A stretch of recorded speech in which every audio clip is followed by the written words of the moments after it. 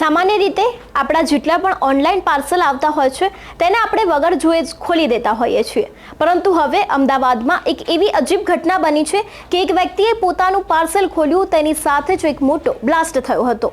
શું છે આની વિગત અને અત્યારે હાલ તે વ્યક્તિની હાલત કેવી છે તો દરેક વાત કરીશું આ વિડીયોમાં। નમસ્કાર, હું હંસિની અને તમે જોઈ રહ્યા છો નિર્ભય ન્યૂઝ।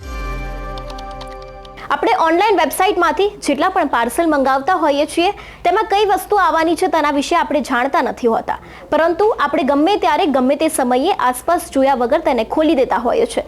હવે આ બાબતે જાગવાની ખૂબ જરૂર છે, કારણ કે અમદાવાદ શહેરના સાબરમતી વિસ્તારમાં એક વિચિત્ર ઘટના બની છે, જેમાં પાર્સલમાં બ્લાસ્ટ થયા હોવાનું જાણવા મળી રહ્યું છે। જ્યારે આ ઘટનામાં 2 લોકોને ઈજાઓ પણ પહોંચી છે।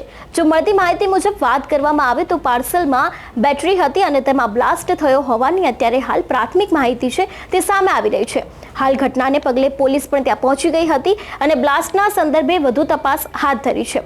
આ વાત છે સાબરમતી વિસ્તારમાં આવેલા શિવમ રો હાઉસ ખાતે પાર્સલમાં બ્લાસ્ટની ઘટના બની હતી, જ્યાં પાર્સલ આપતી વખતે બ્લાસ્ટ થયો હતો, જેના કારણે પાર્સલ લાવનાર અને રિસીવ કરનાર ઈજાગ્રસ્ત થયા હતા અને એવી જ રીતે કુલ 2 વ્યક્તિને અત્યારે હાલ હોસ્પિટલાઇઝ પણ કરવામાં આવ્યા છે। પાર્સલ રિસીવ કરતી વખતે જ અચાનક ધડાકાભેર બ્લાસ્ટ થયો હતો, જેના પગલે આસપાસના લોકો છે તે પણ દોડી આવ્યા હતા। મારું નામ કમલ બલદેવભાઈ સુખડિયા છે અને હું સવારે જોબ ઉપર હતો, હું અને મારા વાઈફ, અને મમ્મીનો ફોન આવ્યો કે ભાઈ ઘરે કોઈ બોમ્બ લઈને આવ્યો હતો અને બોમ્બમાં વિસ્ફોટ થયો, જેમાં બાજુમાં મારા કાકા રહે છે, એમને બહુ ગંભીર ઈજાઓ થઈ છે અને મારા પપ્પાના પગમાં ઈજા થઈ છે। અને એ સિવાય મારા કાકાનો દીકરો છે નાનો, જે 5 વર્ષનો, એના પગમાં પણ ઈજા થઈ છે અને એ વ્યક્તિ હાથમાં બોમ્બ લઈને આવ્યો અને 2 સોસાયટીના રહીશોના કહેવા પ્રમાણે 2 વ્યક્તિ ઓટો લઈને ત્યાં બહાર ઊભા હતા, જે અહીંયા તરત લઈને આવ્યો ને ત્યાં પહેલાં ભાઈએ કોઈ રિમોટ જેવું વસ્તુ હતું એમના હાથમાં, એ દબાવ્યું અને અહીંયા બહુ જ ખરાબ રીતનો વિસ્ફોટ થયો। ને આપ જોઈ શકો છો કે અહીંયા બધું બહુ જ લોહી છે અને હજી પણ બધી વસ્તુઓ અહીંયા ને અહીંયા જ પડી છે। આ કોઈ બદઇરાદે આતંકવાદી સંગઠન જેવું મને લાગી રહ્યું છે। તમારી કોઈની સાથે દુશ્મની હોય? કોઈ જ નહીં સાહેબ, અમે સવારે નોકરી જઈએ અને સાંજે ઘરે આવીએ છીએ। હું એડવોકેટના હાથ નીચે કામ કરું છું। કઈ જગ્યાએ તમે રહો છો? બનાવ ક્યાં? આપણે હું IOC road Chandkheda Shivam row હાઉસમાં। જો વાત કરવામાં આવે અત્યારે હાલ અમારી પાસે જે પ્રાથમિક વિગતો સામે આવી રહી છે તો આ પાર્સલમાં બેટરી હોવાનું જાણવા મળી રહ્યું છે અને બેટરીમાં જ બ્લાસ્ટ થયો હોવાથી 2 લોકોને ઈજાઓ પહોંચી છે। અત્યારે હાલ તેવો મોટો ખુલાસો થયો છે।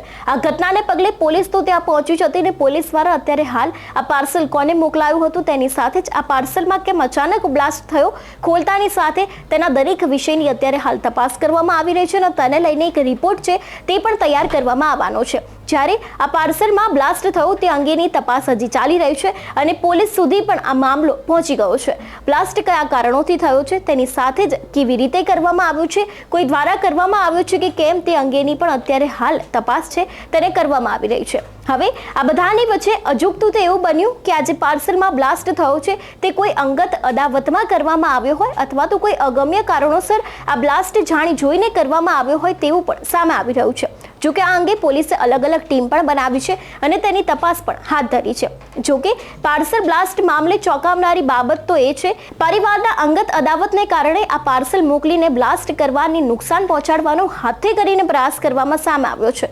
આ વાત છે ગૌરવ ગઢવી નામનો એક વ્યક્તિ પાર્સલ આપવા પહોંચ્યો હતો, આ સાથે રૂપેણ બારોટે આ પાર્સલ છે તેને રિસીવ કરવાનું હતું ને બ્લાસ્ટ કરાવ્યો હતો તેવું પણ સામે આવી રહ્યું છે। આ કેસમાં હવે નવો વળાંક પણ આવી શકે છે, એટલે એવું કહી શકાય કે રૂપેણ બારોટ તેની પત્ની સાથે છૂટાછેડા થયા હતા, એટલા માટે કદાચ આજે અદાવત રાખીને આ પાર્સલમાં બ્લાસ્ટ કરવામાં આવ્યો છે તેવી પણ અત્યારે હાલ પ્રાથમિક વિગતો મળી રહી છે। જોકે હવે આ બધાની વચ્ચે પોલીસ દ્વારા જ્યારે રિપોર્ટ બનાવવામાં આવશે અને અલગ-અલગ ટીમ જે અત્યારે પાડવામાં આવી છે તેમાં તપાસ કરવામાં આવશે ત્યારે આની પાછળનું પ્રાથમિક તારણ છે તે પણ બહાર આવી શકે છે। અને એટલું જ નહીં, આ કોઈ પણ ઝઘડાકીય માહિતી અથવા તો પારિવારિક માહિતીના કારણે આ દરેક બ્લાસ્ટ થયો છે અત્યારે હાલ તેવી માહિતી મળી રહી છે। જોકે હવે પોલીસ દ્વારા જે તપાસ કરવામાં આવશે તેની પાછળના જે કારણો કયા આવશે એના ઉપરથી ખબર પડશે કે આ પાર્સલમાં બ્લાસ્ટ કયા કારણથી થયો હતો। પરંતુ અહીંયા એક જાણવા જેવી વાત એ છે કે જો તમારે પણ ઓનલાઈન પાર્સલ આવે છે તો તમારે પણ એને ખોલતા પહેલા ધ્યાન રાખવું જોઈએ અને પાર્સલમાં શું છે તેના વિશે ખાસ માહિતી મેળવવી જોઈએ। ત્યારે તમારું શું માનવું છે આ વિષયને લઈને અમને કમેન્ટ કરીને ચોક્કસ જણાવજો। તેની સાથે જ અમારી ચેનલ એટલે કે નિર્ભય ન્યૂઝને લાઈક, શેર કરવાનું ભૂલશો નહીં। નમસ્કાર।